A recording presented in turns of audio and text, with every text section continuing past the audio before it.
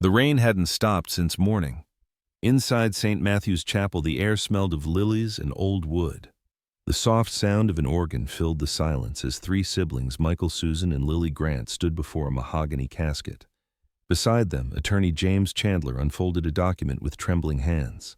According to Harold Grant's last will, he said solemnly, his estate of $1.2 million will be divided equally among his three children. Susan wiped her tears. Michael exhaled, long and shaky. Lily clasped her father's ring in her palm, whispering a silent goodbye. Then the heavy church door creaked open. A woman in her late 30s stepped inside, her coat dripping rain onto the stone floor. Her eyes, gray steady, almost identical to Harold's, moved from one sibling to the next. "I'm sorry to interrupt," she said quietly, "but I believe there's been a mistake. My name is Clara Reynolds, and I'm Harold Grant's daughter." A stunned silence fell. Chandler frowned. "I'm sorry, who?" But Clara was already setting a laptop on the table. The screen flickered to life. Harold Grant, frail and pale in a hospital bed, lifted a pen with shaking hands. "This," he whispered on the video, "is my final will." The room went still. No one spoke. Even the rain outside seemed to pause. Would you believe her or defend the will you've lived your whole life for? Michael paced near the fireplace, his jaw tight. Attorney Chandler set his briefcase on the table. "I'm still processing what just happened," he said. "That video, if it's legitimate, changes everything." Michael turned sharply. "Legitimate? You saw the woman's face. She's lying." Chandler raised a hand. "Mr. Grant, please. I drafted your father's will myself last year, but if he truly recorded another one?" "He didn't," Michael snapped. "He wouldn't hide something like that. Not from us." Susan spoke softly. "You don't know that." Her voice trembled. "Dad had regrets. He told me last Christmas he'd done things he wasn't proud of." Michael shot her a glare. "Regrets don't mean secret, daughter Susan." Lily turned from the window. "Can we talk about this calmly?" she said. Her voice was steady, but her hands weren't. "We owe it to Dad to hear the facts first." Clara stood quietly near the doorway, her coat still damp from the rain. "I'm sorry," she said. "I didn't come here to hurt anyone, but Mr. Chandler, could you please watch this with them?" The lawyer hesitated, then nodded. Clara opened her laptop. Harold appeared pale, frail, his hospital gown loose around his shoulders. "This is my final will," Harold said on video. "I, Harold Grant, leave my estate to my daughter, Clara Reynolds." His voice shook, but his eyes were calm. The signature was unmistakably his. For a moment I forgot how to breathe. My father's voice, the one that used to calm me, suddenly sounded like a stranger's wearing his face. Susan gasped. Michael's face turned red. "That's fake. It has to be." Chandler leaned forward. "The date? 3 months ago, the notary seal county approved, and his signature," Lily whispered. Chandler nodded slowly. "I can't find any irregularities. We used to huddle by this same fireplace as kids. Tonight it only warmed the room, not us." Susan broke the silence. "Maybe he met her before he died. Maybe he wanted to make things right." Michael's voice hardened. "You're defending her now." "I'm not," Susan said, eyes wet. "But Dad wasn't perfect." Clara clasped her hands together. "I didn't ask for money. I just wanted to be recognized." Michael laughed bitterly. "How convenient." Lily looked at Clara, really looked at her. The woman's face wasn't arrogant or smug. It was haunted. "Dad mentioned someone named Helen once," Lily said quietly. "It was years ago. He called her the mistake I never fixed." Chandler exhaled. "That would explain a lot." The lawyer turned to Clara. "Miss Reynolds, where did you get this copy?" "From my father," she said softly. "He sent it to me through the notary's office. It was recorded and filed electronically." Michael slammed his fist on the table. "This is fraud." Chandler shook his head. "Mr. Grant, the documentation is legitimate, time-stamped, notarized, and attached to county records. On paper, it's valid." Lily's throat tightened. "But Dad's real will, what happens to it now?" Chandler hesitated. "If this one holds up, the old one becomes void." Susan looked devastated. Michael stormed toward the window, muttering curses under his breath. "I gave up everything for this family," Michael said. And now we're supposed to split it with her, Lily whispered. He must have had a reason. Michael scoffed. Yeah, he was dying. Clara's eyes filled with tears. He was dying, yes, and he wanted peace. You don't have to believe me, but I was there. He asked me to forgive him. The room fell silent again. Chandler stared at the flickering firelight reflected on Harold's portrait. Sometimes he said quietly, the truth doesn't knock, it breaks the door wide open.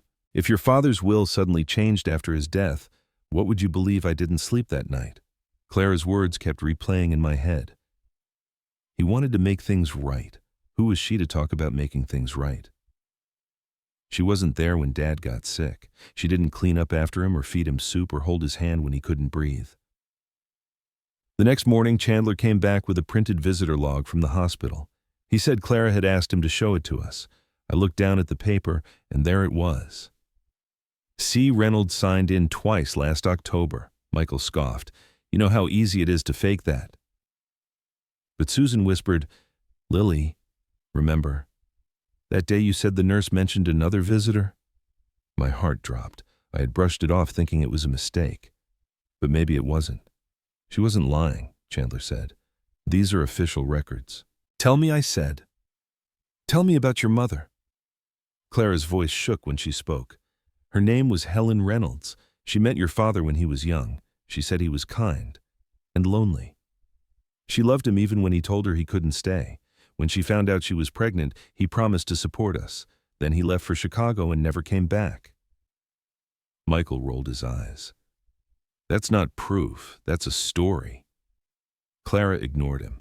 She never wanted to ruin his life. She told me he was trying to protect his family. Your family. When I was 10, Dad told me there are no mistakes, only choices. I never imagined those words would come back to haunt him through another life he left behind. Susan looked down. That sounds like something Dad would say. Clara reached into her purse and handed Chandler a small wooden box. Inside was a faded photograph, my father, barely 30, smiling awkwardly as he held a baby wrapped in a blue blanket. On the back, Love H. That's him, I whispered. That's really him. Clara nodded, tears filling her eyes. He wrote to my mother once, said he couldn't give her a name, but he'd always take care of her. He never did. Michael finally stood up. You expect us to believe that? After all these years, you show up with one picture and a sad story. I'm not here for money. Clara interrupted. I just want to be seen. I opened his laptop, not really knowing what I was looking for. Maybe a folder, maybe a note, maybe some sign that all of this wasn't true. I clicked through his emails. Most were financial statements, drafts to Chandler, messages to Susan about his will, until I saw one that wasn't sent. Subject, will revision. I opened it, my pulse racing. To Chandler Law, about the revised will, please hold. I have not yet signed it. I froze. The message was dated 2 days before he died. He hadn't signed it. He never signed the new will. If he hadn't, then that video Clara brought, what the hell was it? Susan's words from earlier came back to me. Dad wasn't perfect. And maybe that was the truth I was too scared to see. The next morning, when I saw Clara standing in the hallway holding that same wooden box, I didn't feel anger anymore. Just confusion, and maybe a strange kind of grief. She looked at me with tired eyes. Your father said he wanted to fix what he broke, she whispered. I wanted to tell her that maybe he tried. Maybe that video was his way of saying sorry, but the email on his computer said otherwise. He never signed it. So, who did I went back to the study that night? The house was quiet, but my mind wasn't. Every time I closed my eyes, I saw Dad in that hospital bed, pale, silent, his hand cold in mine. I used to believe I knew everything about him. How he liked his coffee, the way he double-checked every number before signing anything. He never left things unfinished. So why that email? Why stop before signing?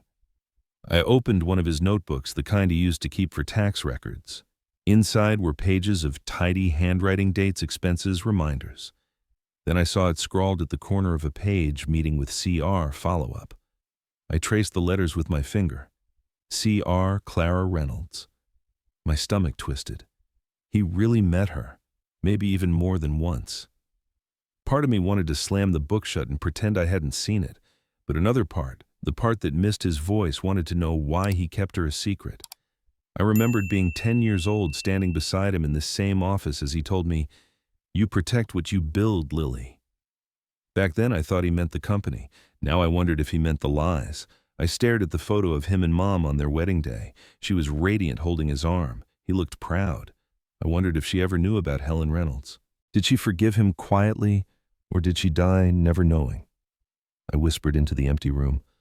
"What were you trying to protect, Dad? Or yourself?" And that was when it hit me. Whatever truth he left behind, it wasn't buried with him. It was waiting here in this house for someone brave enough to open it. By the next morning, the house didn't feel like home anymore. Michael stood near the counter, pacing like a man waiting for war. He finally said it. "I'm filing a petition today. Fraudulent will. I don't care what she says. Dad didn't sign that thing." Chandler tried to reason with him. "Michael, slow down. The court will need evidence. If that video holds legal weight, then we'll tear it apart." Michael shouted, "She's a stranger, not a grant." Susan flinched. "Michael, please." He slammed his palm against the table. "You think this is about feelings? It's about our father's legacy. I'm not letting some outsider rewrite it." I wanted to defend Clara, but I didn't even know what to say. The email from Dad still burned in my mind. I have not yet signed it. If that was true, someone was lying. "I heard you're filing a lawsuit," she said softly. "You bet I am," Michael snapped. "Enjoy the attention while it lasts." She didn't raise her voice. "I'm not your enemy, Michael. Then stop pretending to be my sister." Her lip trembled, but she stood her ground. "I'm not pretending. I have proof, and I'll show it to anyone who asks." Chandler stepped between them. "Enough. Everyone sit down. This is getting us nowhere." He looked at me. "Lily, I need your help. We have to verify that video. The only way to settle this is to confirm if it's authentic." Michael scoffed. "You think some computer nerd can tell us what's real?" My father's word was real. But Susan nodded. "Maybe that's exactly what we need, someone objective." Chandler rubbed his temples. "I know a specialist. Forensic analyst, works with the FBI sometimes. Name's Ryan Cole. Bring him," I said before I could stop myself. "If that video's fake, I want to know who made it. And if it's real, then we owe Clara the truth." Michael glared at me, his voice low. "Don't take her side." "I'm taking Dad's side," I said quietly. He stared at me for a long second, then walked out, slamming the door so hard the photo frames rattled. Clara sighed. "I didn't come here for this." "Clara," I said, "tell me the truth. Did you fake it?" She turned to me slowly. Her eyes met mine, steady, wounded, but not afraid. "If I had that kind of power," she said, "I wouldn't need this much pain." Later that afternoon, Chandler and I met Ryan Cole at his small office downtown. "Ms. Grant," he said, shaking my hand. "I've seen the file. The video's high quality, but that doesn't mean much these days. AI can make anyone say anything. The question is, did your father really sign it, or did someone want you to think he did?" Chandler handed him a flash drive. "Here's the copy we received." Finally, he looked up. "There's something odd about the eyes. Human eyes blink around 15 to 20 times a minute. In this video, he doesn't blink at all." My stomach sank. "What does that mean?" "It means it could be synthetic," he said. "Also, there's a single frame glitch when the pen touches the paper. See here?" Chandler frowned. "But the timestamp is valid." Ryan nodded. "Metadata checks out, which makes this trickier. Whoever made this knew what they were doing." I felt cold. "So it's fake?" "Not necessarily," Ryan said. "It's just suspicious." Michael's voice echoed from behind us. I hadn't realized he'd followed us in. "Suspicious. That's your expert opinion. It's fake, period." Ryan didn't flinch. "I'm not here to take sides. I'm here to find truth." Clara, who had been silent, whispered, "Why would anyone do this? Why go through all this trouble?" I looked at Michael. He avoided my eyes. Chandler said quietly, "We'll let Dr. Cole finish his analysis. He'll keep the copy for now." Ryan nodded. "I'll need the original source if you can find it. Without it, I can only prove what might be fake."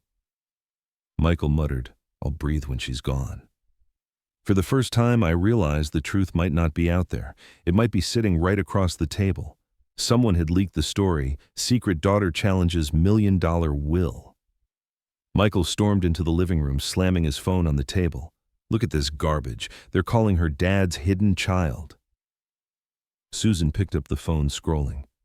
Michael, calm down. The more you yell, the worse it looks. I don't care how it looks. I care that she's turning our father into a headline. I didn't tell anyone, she said. Oh, please, Michael barked. You show up out of nowhere with a film crew's worth of evidence and somehow the press finds out. Spare me, Michael, I snapped. Stop it. You think I'm wrong? You think she deserves this family's name? I hesitated. He shook his head. You're too soft, Lily. That's always been your problem.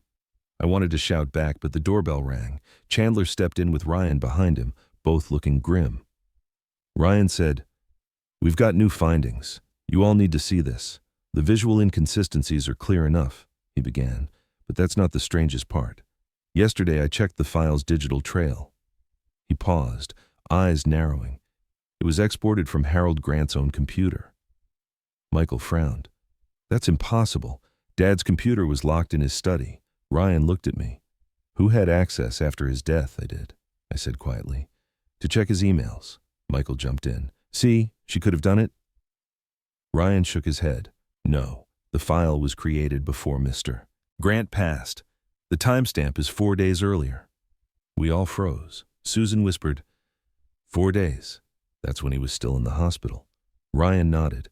Exactly, which means someone used his home computer remotely or had access before he died. Michael's jaw tightened. So maybe she did. He pointed at Clara. Clara's voice broke. I was in another state. I never had his computer. Ryan sighed. There's more. This morning, Chandler received an email from Harold Grant's old account. It said, "The new will is valid. Proceed accordingly." But he turned his laptop around. It was sent 2 days after Mr. Grant's death. Chandler looked shaken. I thought it was a delayed message, maybe scheduled. Ryan shook his head. No, it was spoofed through a VPN in Texas. Michael threw up his hands. So now we're chasing hackers. This is ridiculous, Susan whispered, or someone who knew enough about Dad's accounts. I looked at Michael. He wouldn't meet my eyes. Why are you looking at me like that? He demanded. Because you worked with his financial system, I said. You had remote access for years. He laughed bitterly. You think I'd fake our father's will for what money I already have more than enough? Maybe not control, I said. You hated when Dad took it away from you. Michael's eyes burned.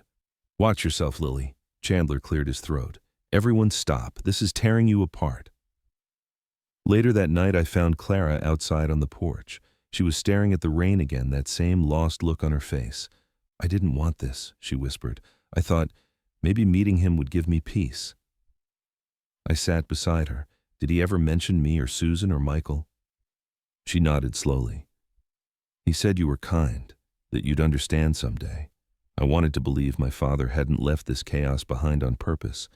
But then I thought of that unsigned email and the fake one sent after he died. Someone was playing with his legacy, and we were all just pieces on their board. 2 days later, Ryan called us back to his office. I traced the metadata further. The computer used to create that deepfake video was accessed by one username before the export M. Grant. Michael's face went pale. That doesn't mean it was me. Ryan leaned forward. It means whoever did this used your login. Clara gasped. Susan covered her mouth. I whispered, Michael, tell me you didn't. Stay, I said. If Dad wanted to make peace, someone has to finish what he started. She looked at me, eyes red. And if the truth hurts you, I took a deep breath. Then I'll face it, because lies already did enough damage. I kept hearing Michael's voice echoing from earlier. You're too soft, Lily. I turned on Dad's computer again, scrolling through his folders. One caught my eye. Drafts. Private. Inside were half-written letters, unfinished thoughts, apologies that would never be sent. The last one was addressed to Helen. It read, I wanted to fix what I broke, but I'm running out of time. Dad hadn't just left us a fortune. He'd left us a mess of unfinished goodbyes. And maybe, just maybe, someone couldn't stand that he still had the power to choose who got redemption. The next morning, I walked into Michael's office without knocking. He looked up from his desk, startled. We need to talk, I said. About what? About why Dad's computer shows your login the day before he died, he smirked. Careful, Lily. Accusing your brother of a crime isn't something you can take back. Neither is forging a will. His smile faded. You have no idea what you're talking about. Then make me understand. He stood towering over me. You're digging in the wrong place. Go play detective with your new sister. I'm done. I stared at him, and for the first time I saw fear, not anger in his eyes. That's when I knew. Something in this family was rotten long before Clara showed up, and I wasn't sure any of us were ready to face how deep it went. I didn't see Michael again for 2 days. It was guilt. Susan and I sat on the porch that evening, the air thick and heavy after the rain. She spoke first. Do you think he really did it? I hesitated. I don't know, but he had the motive. Dad humiliated him when he took control of the fund. Susan nodded. I remember that fight. Michael said Dad made him feel like a child. Susan sighed. You always see the good in people. That's your curse. Before I could answer, Clara came out holding a letter.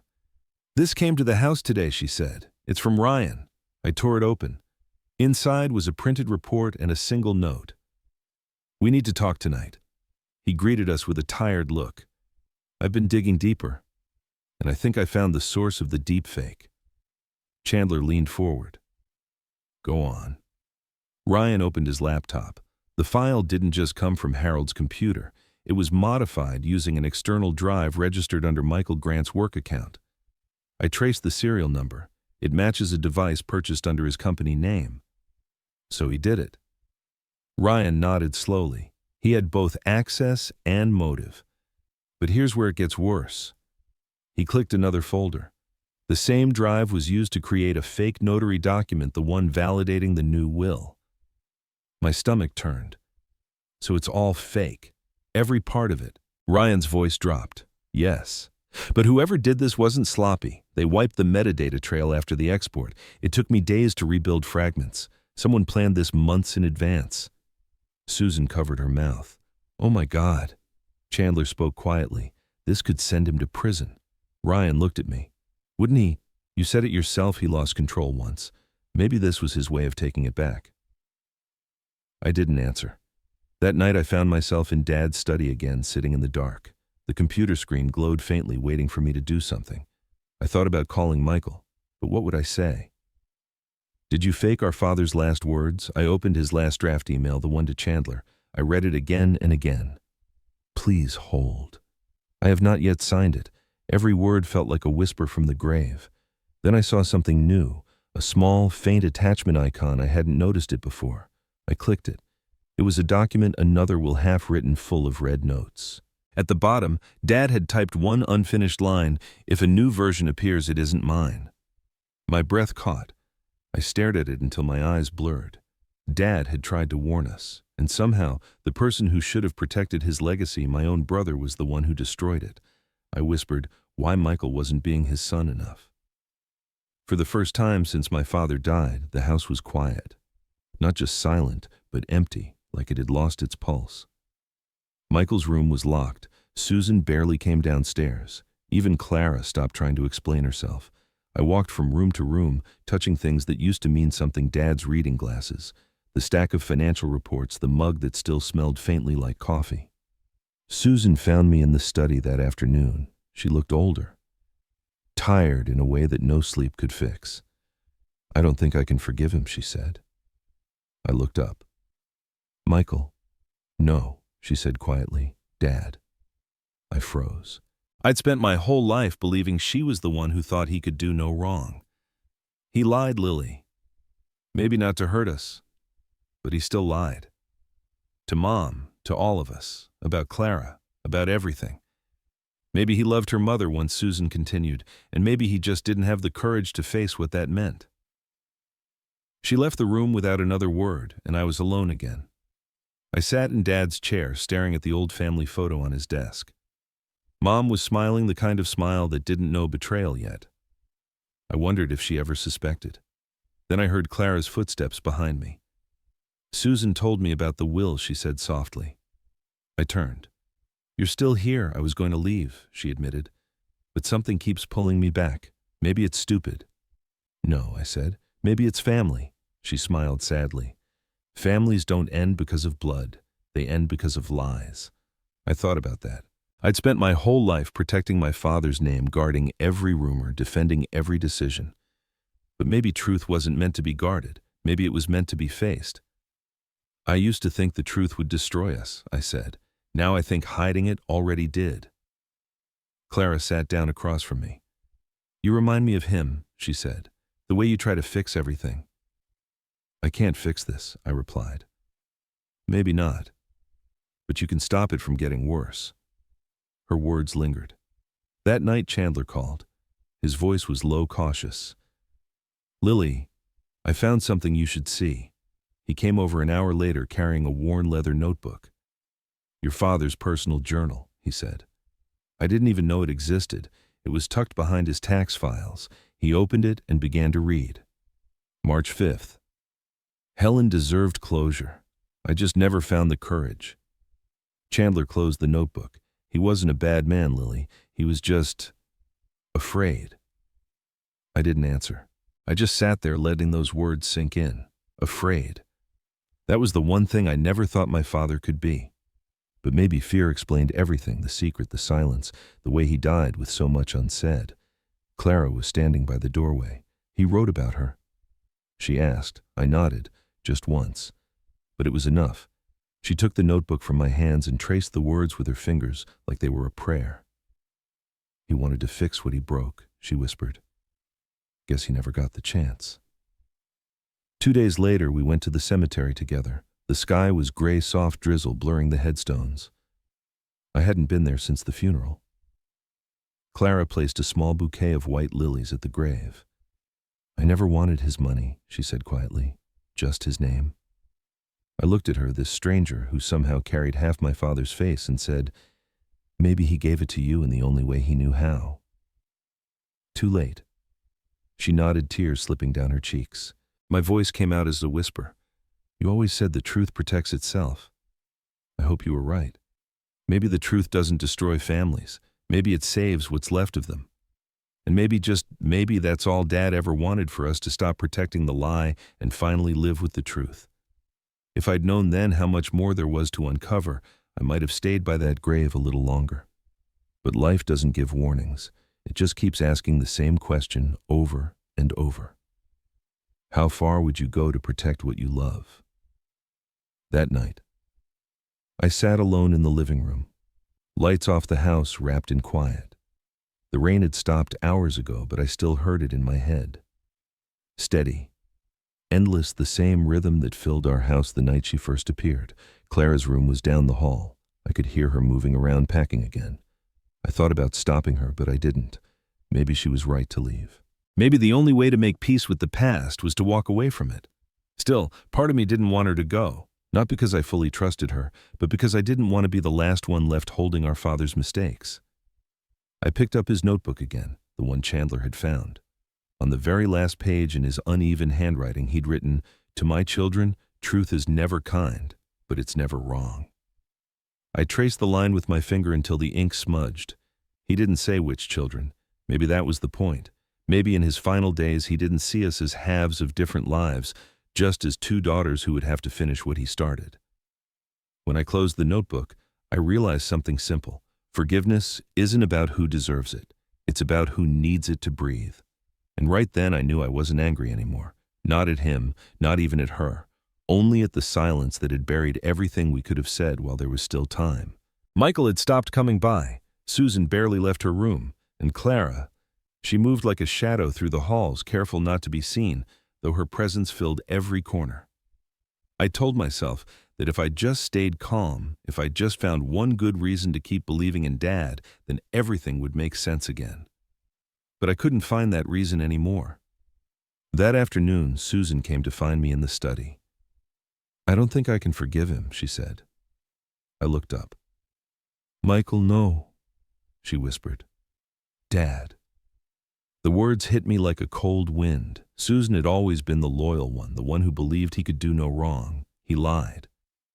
"Lily," she continued, "maybe not to hurt us, but he still lied. To Mom, to all of us. About Clara, about Helen, about everything. I wanted to defend him, but my voice failed me. Because somewhere deep down I already knew she was right. Maybe he loved her mother once, she said softly, and maybe he just didn't have the courage to face it. I sat in Dad's chair staring at the photograph on his desk, the one from our last Christmas together. He looked tired but happy. Clara appeared at the doorway not long after. She hesitated before speaking. Susan told me about the forensic report, she said. You're still here. I was going to leave, she admitted, but something keeps pulling me back. Maybe I just need closure. I turned to face her. You really believe he wanted to change the will? She nodded. He told me he was tired of pretending. He said he couldn't die with that lie. And what lie was that? I asked quietly. That I didn't exist, she said. I'd spent my whole life defending my father's name, but for what? A truth he couldn't live with himself. Families don't end because of blood, Clara said. They end because of lies. Later that night, Chandler came by. He carried a worn leather notebook, edges yellowed with age. Your father kept this, he said, setting it down on the table. I didn't know it existed until today. I opened it. Page after page of neat handwriting, numbers, notes, small fragments of a life I thought I understood. Then one entry stopped me cold. March 5th. Helen deserved closure. I just never found the courage. I traced the ink with my finger. He wrote her name. Chandler nodded. Your father wasn't a bad man, Lily. He was just afraid. Afraid. That word stuck in my head like a splinter. My father had built companies, faced investors, survived market crashes, but he couldn't face his own truth. I looked at Clara, who stood quietly across the room. He wrote about her. She nodded, her eyes glistening. Just once. But it's enough. He wanted to fix what he broke, she said. Guess he never got the chance. The next morning, we went to the cemetery together. The name Harold Grant gleamed faintly on the marble stone. Clara knelt first, setting a small bouquet of white lilies at the base. I never wanted his money, she said softly. Just his name. I looked down at her, this woman who'd been a stranger a week ago, but now felt like a mirror I'd spent my whole life avoiding. Maybe he gave it to you, I said. In the only way he knew how. Too late. She smiled sadly. Maybe. I knelt beside her, brushing away a leaf that had fallen across the stone. You think he ever told Mom? I asked. I don't know, she said. But maybe she knew anyway. Women like her usually do. We stayed there for a long time, not speaking, just breathing. The rain started again, soft at first, then steady. It felt like the world was washing something clean. When we finally stood, I felt lighter, even though nothing had really changed. Dad was still gone. The truth was still heavy. But for the first time, it didn't feel like poison. It felt like air. I went into his office and picked up the notebook again. On the last page, his handwriting was uneven, as if written with trembling hands. To my children, truth is never kind, but it's never wrong. He didn't write which children. Maybe that was the point. Maybe in the end he didn't see halves or sides, just people trying to live with the pieces he'd left behind. I closed the notebook and whispered, You were right, Dad. The truth protects itself. Then I added softly, But maybe it could have protected us too if you'd let it. That night, Clara packed her suitcase again. I helped her zip it. Will I ever see you again? I asked. Maybe she said. Or maybe this was all we needed, one truth finally spoken. Forgiveness isn't about who deserves it, it's about who needs it to breathe. And for the first time in weeks, I felt like I could finally breathe. It had been a week since Clara left. Susan spent most of her time at church. Chandler had paused the legal proceedings, saying the evidence was still developing. But something about Dad's computer kept calling me back. That night, I plugged in the backup drive Chandler had made after the investigation started. It was supposed to hold everything financial, files, scanned records, his will drafts.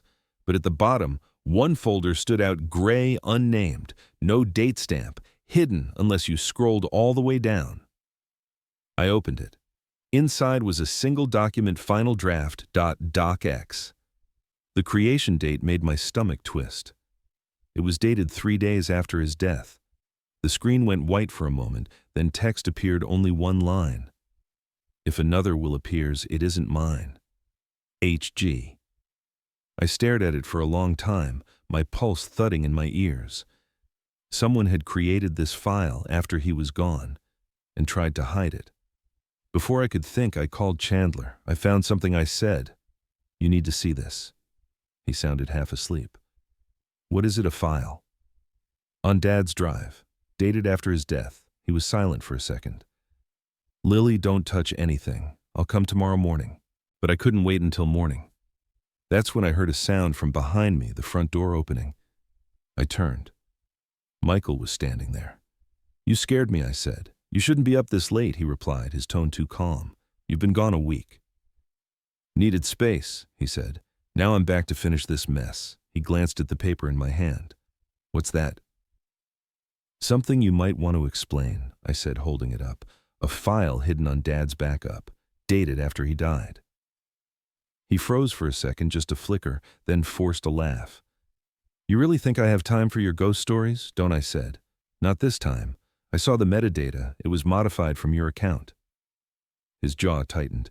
You've been snooping through my access. I've been trying to find out who turned our father into a liar.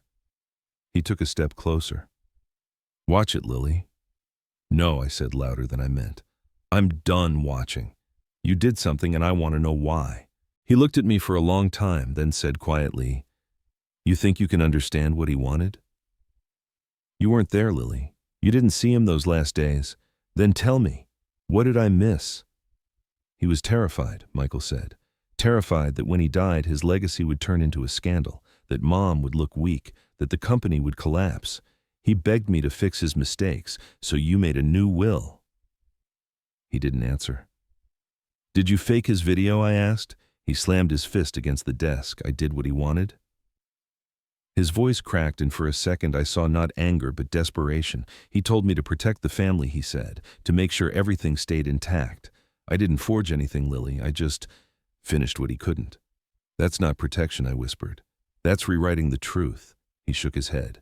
You think truth matters when the world's waiting to tear you apart? He didn't need forgiveness. He needed control. I felt tears burning in my eyes. You sound just like him. He smiled bitterly. That's because I'm the only one who ever understood him. For a long moment, neither of us moved.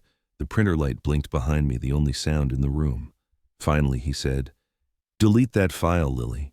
Some truths don't deserve to live. You mean the one that says, if another will appears, it isn't mine. That truth. He looked at me, and in his eyes I saw something break. You shouldn't have found it, he said softly. Then he turned and walked out. When the door shut, I realized my hands were shaking. I backed up the file and sent it to Ryan Cole with one line. Found something. Please verify. Hours later, just as the sun was rising, my phone buzzed. Ryan's voice came through, tense. Lily, you need to see this. What is it? The document you sent, the one with your father's warning, wasn't written on his system. It was created inside the same program used to make the deepfake video. My breath caught. What are you saying? I'm saying your father didn't write that message. The room spun. Then who did? He hesitated. Whoever did this knew how to access both systems, your father's and the backup drive. I felt the blood drain from my face. You mean Michael? Lily, he said carefully. The access trail doesn't show a name, but it was authorized under the Grant family admin account. Someone inside your house. I sank into the chair. Ryan's voice softened. Lily, that message, it wasn't just fake. It was a trap. Someone wanted you to find it. Why? I whispered. Maybe to make sure you stopped looking. And then he said it, the line that changed everything. The video wasn't just fake, Lily. It was rewritten frame by frame by someone who knew your father's habits, his gestures, his handwriting.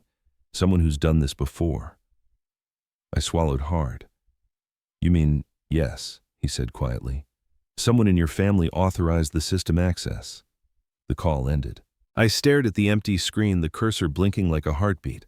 For the first time, I realized my father wasn't the one hiding the truth. We were. Ryan called again that night. His voice was tight, urgent. Lily, I found something hidden inside the file. You need to see this now. What kind of something? A secondary codec. It's like a ghost video layered under the fake one. Whoever did this tried to bury it, but they didn't clean it completely. He sent a link. Don't share it. Just watch. But then he slowed it down. Frame by frame, the edges started to blur. The color shifted, his hand trembling in a different rhythm. And suddenly, everything changed. The pen never touched the paper. The signature never happened. Dad lifted his head and looked directly into the camera. His voice, raw and tired, filled the speakers. "Michael," he said, "if you're recording this, stop." My breath caught. "The will stays the same. Do you understand? No more lies." Then the screen went black. "Ryan," I whispered, "are you saying—" "Yes," he said quietly. "The deepfake was built on top of this real footage. Someone covered up the truth. Your father never signed anything." I could barely speak. Then, Michael. He was the one holding the camera, Lily. It's his voice faintly echoing in the background. I isolated it. "I'm sending you the audio file," Ryan said. "You can decide what to do next." I tried calling Michael, but it went straight to voicemail. Susan answered on the third ring when I called her instead. "He's gone," she said softly. "He packed last night. Didn't say where he was going. Gone where I don't know, Lily. But he looked scared. The trust account just moved $300,000 to an offshore bank. The name used was MG Holdings." He sighed. "Lily, I think you should stay somewhere safe for a few days." I played the real footage again. Dad's tired eyes looked straight into mine through the screen as if he could see me sitting there. "The will stays the same," he said. "No more lies." I wanted to scream, to reach through the screen to tell him it was already too late. Instead, I whispered, "Then why does the truth still feel like one?" And that was when I noticed it. At the bottom corner of the frame, a reflection. A mirror.